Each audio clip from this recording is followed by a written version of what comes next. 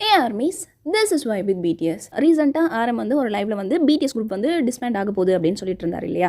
ஆமாம், அது உண்மைதான். அதுக்காக சடனாக பிடிஎஸ் டிஸ்பேண்ட் ஆகுமா அப்படின்னா ஆகாது. ஆரம் பேசுனது பார்க்கும்போது பிடிஎஸ் டிஸ்பேண்ட் ஆகுது அப்படின்னு ஃபீல் பண்ணுறதை விட பேசும்போதே எனக்கு ரொம்ப ஹர்ட் ஆச்சு.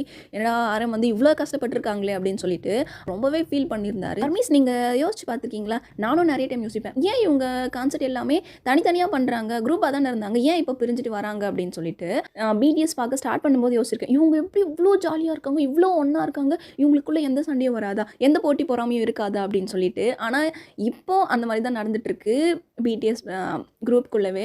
என்ன அப்படின்னா, ஆரம் வந்து சொல்லும்போது ரொம்பவே ஒரு மாதிரியாக இருந்துச்சு. ஆரம் ரொம்பவே பாவம் அப்படின்னு சொல்லிட்டு. ஏன்னா ஒரு லீடராக இருந்து எல்லாத்தையுமே மெயின்டைன் பண்ண முடியாது. பிடிஎஸ்ன்றது எவ்வளோ பெரிய குரூப்புன்னு தெரியும். எக்ஸாம்பிள் சொல்கிறேன், நீங்கள் ஒரு கிளாஸுக்கு லீடராக இருந்தால் அந்த கிளாஸோட பொறுப்பு வந்து உங்ககிட்ட தான் இருக்கும். ஸ்டூடெண்ட்ஸ் என்ன பண்ணாலுமே இந்த கிளாஸோட லீடர் யார் அப்படின்னு தான் கேட்பாங்களே. அதே மாதிரி தான் நீங்கள் ஒரு கிளாஸுக்கு லீடராக இருந்தாலே உங்களுக்கு தலைவலியே வந்துடும். ஏன் இந்த பசங்க இந்த மாதிரிலாம் பண்ணுறாங்க, அடங்க மாட்டுறாங்க ஸ்டூடெண்ட்ஸ்ன்னு சொல்லிட்டு. அப்போ பிடிஎஸ் குரூப்ன்றது எவ்வளோ பெருசு, அப்போ அதில் இருக்கிறது எவ்வளோ கஷ்டமாக இருக்கும் இல்லையா? அதுதான் அவர் ஃபீல் பண்ணிட்டு இருந்தார். அதுவும் இல்லாமல் ஆரம்புக்கு வந்து ஹெல்த் இஷ்யூவால் கஷ்டப்பட்டுட்டு இருக்கேன், பட் இப்போ ஓகே அப்படின்னு சொல்லியிருந்தாரு. இப்போவும் ஜேகே லைவ்ல தான் இருக்காரு. பட் நான் உங்ககிட்ட பேசணும், இப்போவே ரெக்கார்ட் பண்ணாதான் நான் உங்ககிட்ட வீடியோ வந்து சீக்கிரமாக கொடுக்க முடியுன்றதுனால நான் அந்த லைவ் கூட பார்க்கல என்ன சொல்லிட்டு இருக்காங்கன்னு சொல்லிட்டு. அதை விடுங்கக்கா, இப்போ பிடிஎஸ் வந்து டிஸ்பேண்ட் ஆகுமா ஆகாதா அப்படின்னு நீங்கள் கேட்குறீங்களா? இவ்வளோ சீக்கிரம் ஆகிறதுக்கு சான்ஸ் இல்லை. பட்டு உங்ககிட்ட நான் ஒரு கொஷின் கேட்குறேன். பிடிஎஸ் டிஸ்பேண்ட் ஆனாலுமே அவங்க பெர்ஃபார்ம் பண்ண தான் போகிறாங்க. எப்போவுமே நம்ம கூட தான் இருக்க போகிறாங்க.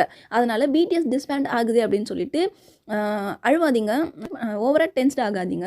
பிடிஎஸ் டிஸ்பேண்ட் ஆக போகுதுன்னு தான் சொன்னாங்க. பட் அப்படிலாம் ஆரம் வந்து நாங்கள் யாரும் பெர்ஃபார்ம் பண்ண போகிறதில்ல அப்படின்லாம் சொல்லலை. பிடிஎஸ் டிஸ்பேண்ட் ஆக போகுதுன்னு கன்ஃபார்மாக சொல்லலை. ஆரம் சொன்னதை வச்சு தான் நான் சொல்கிறேன்.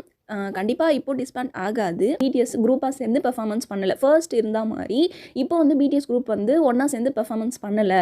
அதுவும் இல்லாமல் ஒருத்தருமே ஒருத்தர் ஒரு மைண்ட் செட்டில் இருக்காங்க. இதுக்கு பிடிஎஸ் குரூப் டிஸ்பேண்ட் ஆகிறதே பெட்டர் அப்படின்னு தான் ஆரம் சொல்லியிருந்தாரு. செகண்டாக கூட ஒரு லைவில் வந்து இப்போ உங்களை எல்லாரையுமே அழ வச்சுட்டேன், அதுக்கு ஃபர்ஸ்ட் சாரி கேட்டுக்கிறேன், இப்போ நாங்கள் ஓகேவாக தான் இருக்கோம், நீங்கள் டென்ஸ்ட் ஆகாதீங்கன்னு தான் மறுபடியும் சொல்லியிருந்தாரு. ஸோ நீங்கள் யாரும் ஓவராக ஃபீல் பண்ணாதீங்க. பிடிஎஸ் டிஸ்பேண்ட் ஆனாலுமே நம்ம பிடிஎஸை பார்க்குறது நிறுத்த போகிறது கிடையாது. ஸோ இதுதான் நான் சொல்லிக்கிறேன். ஓவராக மொக்க போட்ட மாதிரி இருந்துச்சுன்னா மன்னிச்சுக்கோங்க. நம்ம நெக்ஸ்ட் வீடியோவில் பார்க்கலாம். மோர்மி சர